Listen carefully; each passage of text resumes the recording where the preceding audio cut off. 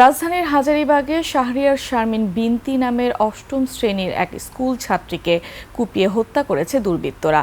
বুধবার রাত 8:30টার দিকে হাজারীবাগ এলাকার হায়দার হোটেলের গলির ভেতরে এই হামলার ঘটনা ঘটে।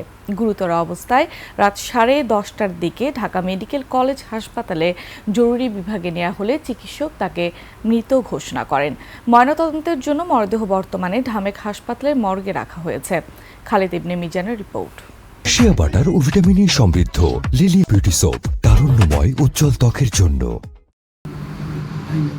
সিসিটিভি ফুটেজে স্বাভাবিক দৃশ্য দেখা গেলেও এই জায়গাটিতেই ঘটে গেছে এক মর্মান্তিক ঘটনা।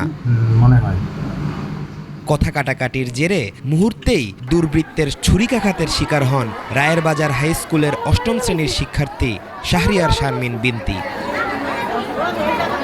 হামলার পর ছুরি হাতে সন্দেহভাজনকে দেখা গেলেও ভয়ে এগিয়ে আসেনি কেউই। স্বজনরা তাকে উদ্ধার করে প্রথমে শিকদার মেডিকেলে নিয়ে যান, পরে অবস্থার অবনতি হলে ঢাকা মেডিকেল কলেজ হাসপাতালে নেওয়া হয়। সেখানে জরুরি বিভাগের কর্তব্যরত চিকিৎসক পরীক্ষা শেষে তাকে মৃত ঘোষণা করেন। নিহত বিনতি ওই এলাকার বাসিন্দা বিল্লাল হোসেনের মেয়ে। মেয়ের এমন মৃত্যু মানতে পারছেন না বাবা।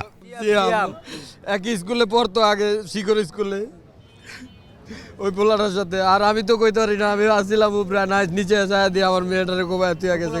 আমরা ওই এই বিচারটা দ্রুত চাই, আমরা ওর ফাঁসি চাই। তো হুন্ডা নিয়ে আসার পরে ওই মেয়ের সাথে একটু কথা বলছে, হয়তোবা কিছু নিয়ে ঝামেলার ক্ষেত্রে মনের আক্ষেপে এলোপাথারি কোপ শুরু করছে। এ ঘটনায় স্থানীয়দের মধ্যে চরম আতঙ্ক ও উদ্বেগ ছড়িয়ে পড়েছে। হাতে রক্ত ছিল মাখা, ওই রক্ত মুছতে আছে, মোছার পর চাকুটাও মুছতে আছে। মোছার পরে আসতে ওখানে দেখলাম যে একটু শরীর কেমন জানি হিট ভাব। পরে আসতে আমাদের সামনে থেকে ও চলে গেছে। ছুরির আঘাত আছে পুরা পিঠে, ওরা আঘাত আমার কোলে লওয়ার সাথে সাথে আমার পুরো জামা কাপড় সব ভরে গেছে রক্ততে। তো ওই সিয়াম নাম কথাটাই বলছে আমারে।